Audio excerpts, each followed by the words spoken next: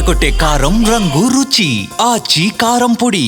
AP assembly సమావేశాలు కొద్దిసేపటి క్రితమే ప్రారంభమై గవర్నర్ ప్రసంగం మధ్యలోనే వైసీపీ అధినేత మాజీ ముఖ్యమంత్రి జగన్ సభకు హాజరై ప్రసంగం మధ్యలోనే ఆ వైసీపీ అంతా వాకౌట్ చేసిన పరిస్థితి. అసలు ఎందుకు వాకౌట్ చేశారు వైసీపీ నేతలను మాట్లాడుతుంది. మేడం నమస్తే.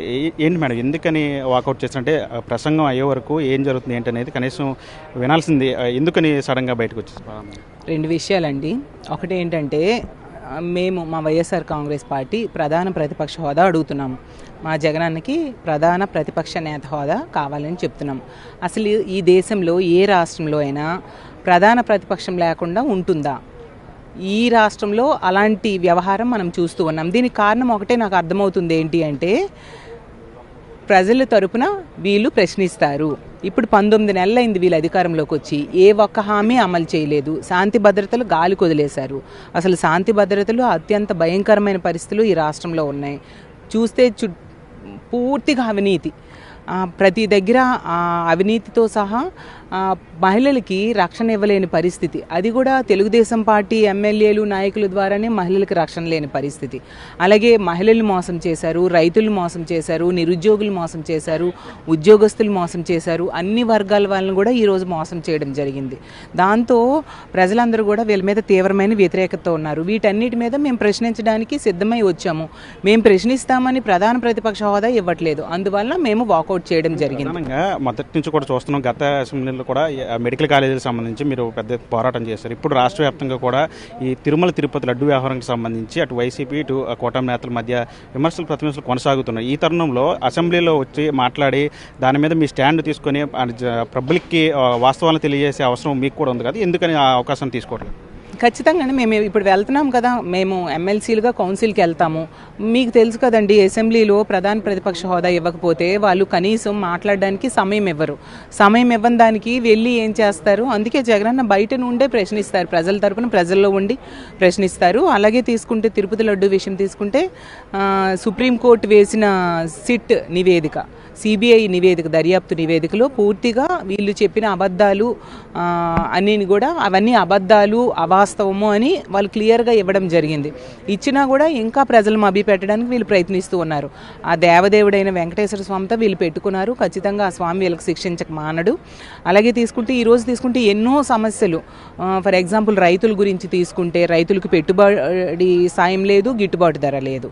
ఇప్పుడు రైతులు ఎంతోమంది ఆత్మహత్య చేసుకుంటూ ఉండే పరిస్థితి. నిరుద్యోగులు తీసుకుంటే నిరుద్యోగిత రేట్లో ఈ మన రాష్ట్రం మొదటి స్థానంలో ఉంది 8.2%తో. ఎంత దారుణం!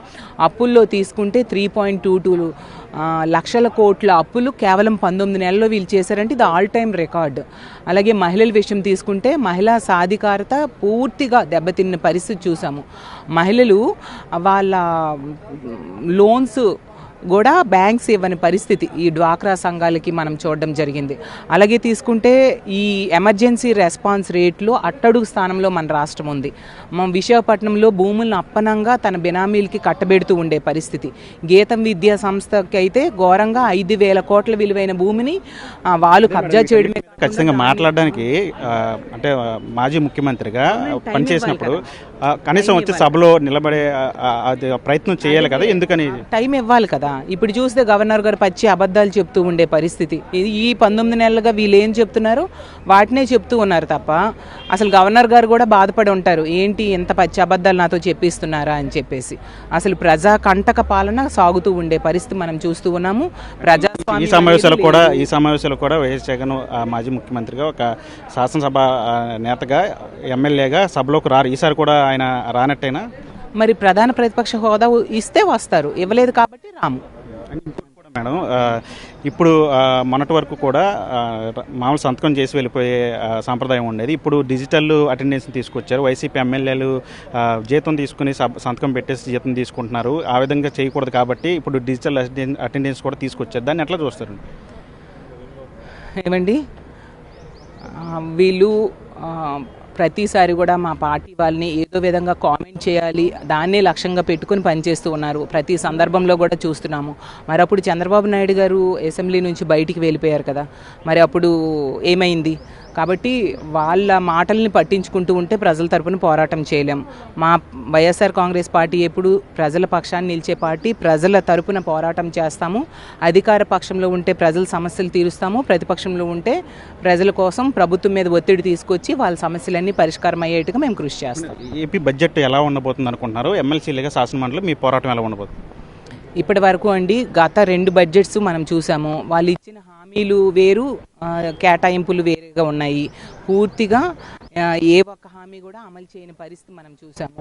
ఇప్పటికైనా ఈ బడ్జెట్లో అయినా వాళ్ళ హామీలు అమలయ్యేట్టుగా చూడాలి, దానికి తగ్గట్టుగా నిధులు కేటాయించాలని మేము కోరుతున్నాము.